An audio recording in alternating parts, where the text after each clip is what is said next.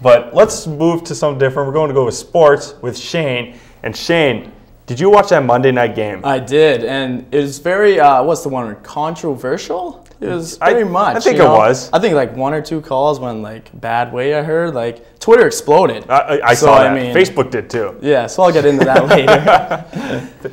The MSU football team brought their 0-3 record into Upper Iowa University on Saturday as they tried to fend off the 1-2 Peacocks. The game was seen in front of a sold-out crowd of 1,100 people in Fayette, Iowa. It didn't take long for the Beavers to strike as freshman Glenn Burrell juked and jived past defenders on his way to a 98-yard kickoff return to start the game. It was only the second time all season the Beavers had a lead on an opposing team. Too bad that lead didn't last too long, as Peacocks quarterback Cole Jaszecki hooked up with wideout Kean Hosh on a 48-yard touchdown pass, which tied the game just 4 minutes into the first quarter. The Peacocks then took the lead late in the first quarter with a 10-play, 84-yard drive that ended up in a field goal. Upper Iowa took advantage of costly turnovers as the Beavers had 2 lost fumbles and gave up 4 interceptions on the day. Any comeback planned by the Beavers was shut down by the Peacocks defense as they forced 6 turnovers on the Beavers' last 10 possessions. The final score of the game ended up 26-20 in favor of the Peacocks. The Beavers' Zach Cunha still threw for 320 yards and 2 TDs even with the 4 interceptions. The Beavers return to action this Saturday at Herb Parker Stadium starting at 6:07.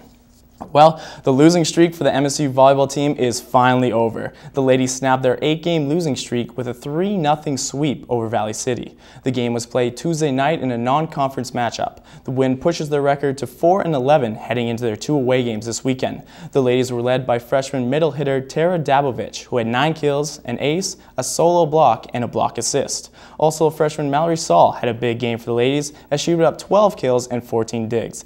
The ladies returned to action in the Northern Sun when they traveled to Wayne State College for a match on Friday night and to Augustana College for a Saturday afternoon affair.